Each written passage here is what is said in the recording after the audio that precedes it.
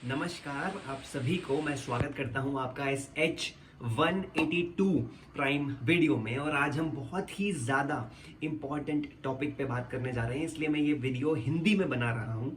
और इस टॉपिक का नाम है purpose with fun, purpose with excitement, purpose with celebration. This is the main goal. इस वीडियो का मेन मकसद ये है कि मैं आपको पर्पस विद फन के बारे में कुछ बता सकूं। इससे पहले मैंने एक वीडियो इंग्लिश में बनाया था जिसमें मैंने बताया था कि मैं जब फर्स्ट सेमेस्टर बीटेक का कर रहा था, bachelor of engineering computer science department में जब मैं फर्स्ट सेमेस्टर कर रहा था, तो मैंने 9.7 सीजीपीए अचीव किया था।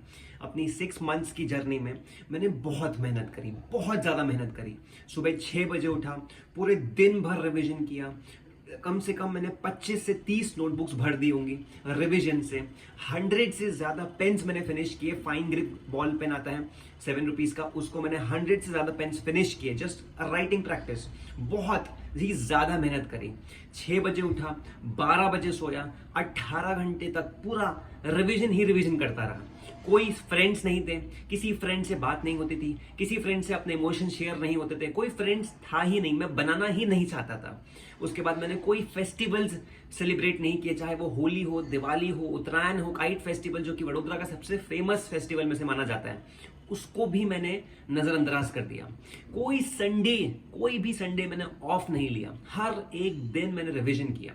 इतना ज्यादा मैंने हार्डवर्क किया, इतना ज्यादा मैंने डीप में जाके उसमें मेहनत करी कि मैं लाइफ में फन, जो मजा होता है लाइफ का, वो ही लेना भूल गया। इतना ज्यादा मैंने मेहनत करी कि मैं अपने लक्ष्य से दूर जाता रहा।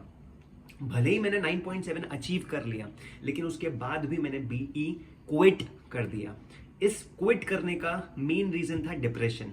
इस क्विट करने का मेन रीजन था स्ट्रेस्ड आउट, बर्नड आउट, कि मैं उससे ऊब चुका था। मुझे लगा कि इससे ज्यादा तो कुछ हो ही नहीं सकता। और यही चीज अगर आगे 20 दिन छुट्टी हो तो मुझे यही प्रोसेस, जो कि बहुत बोरिंग प्रोसेस बन चुका था मेरे लिए, वही प्रोसेस को मुझे अगले 20 दिन, अगले 30 दिन, अगले 40 दिन तक वापस रिपीट करना होगा। ये मैं नहीं कर पाया। तो मेरे पास लाइफ में पर्पस तो था, लेकिन उस पर्पस के साथ मैं उस पर्पस का मजा नहीं ले पाया। मैं अपनी जर्नी में फन नहीं ला पाया, मैं अपनी जर्नी में एक्साइटमेंट नहीं ला पाया, जिसकी वजह से मैंने उसको क्विट कर दिया। 9.7 के अचीवमेंट के बाद भी मैंने फर्स्ट सेमेस्टर के बाद बीई को क्विट कर दिया, ये जानते हुए कि बीई की वैल्यू कितनी ज्यादा है, जो मैं कर रहा हूं वो कितना ज्यादा इंपॉर्टेंट है, मैं हर एक सब्जेक्ट में इतना अच्छी तरीके से एक्सपीरियंस ले रहा हूं जो कितना इंपॉर्टेंट है। बट स्टिल मैंने वो क्विट किया और मैं स्टार्टअप की ओर चला गया। उसके बाद स्टार्टअप भी मैंने क्विट किया और वापस से मैं बीई में आया। और इस टाइम मैंने ये समझा कि फ्रेंड्स का होना बहुत इंपॉर्टेंट है।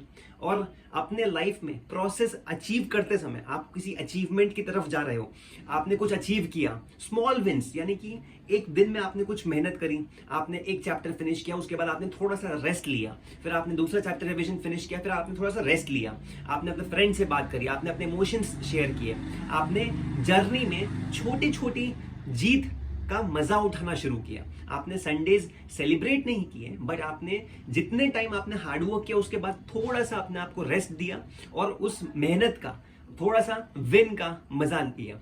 तो इस तरीके से आपके पास पर्पस तो होना ही चाहिए। पर्पस होना बहुत इंपॉर्टेंट है। लाइफ में क्या गोल है, किस ड्रीम को अचीव कर रहे हैं हम, किस तरीके से हम अचीव कर रहे हैं, वो बहुत ही ज्यादा इंपॉर्टेंट है। बट उससे भी ज्यादा इंपॉर्टेंट है कि आप उस जर्नी में कितने ज्यादा खुशी खुशी उस पर्पस को अचीव कर रहे हो। आप अपनी छोटी छोटी जीत का मजा उठा रहे हो, आपने लुत्फ उठा रहे हो, वो बहुत ज्यादा इंपॉर्टेंट है।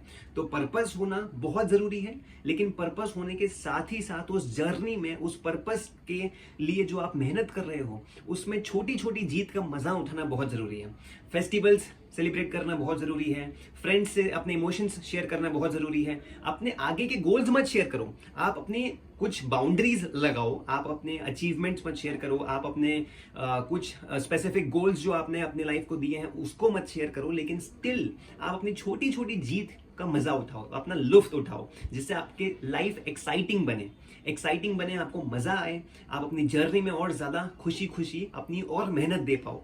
थोड़ा सा माइंड शिफ्ट किसी और तरफ हो, थोड़ा सा आप एंजॉय कीजिए, उसके बाद वापस से आप अपने स्टडीज में आइए, अपने प्रोसेस में आइए।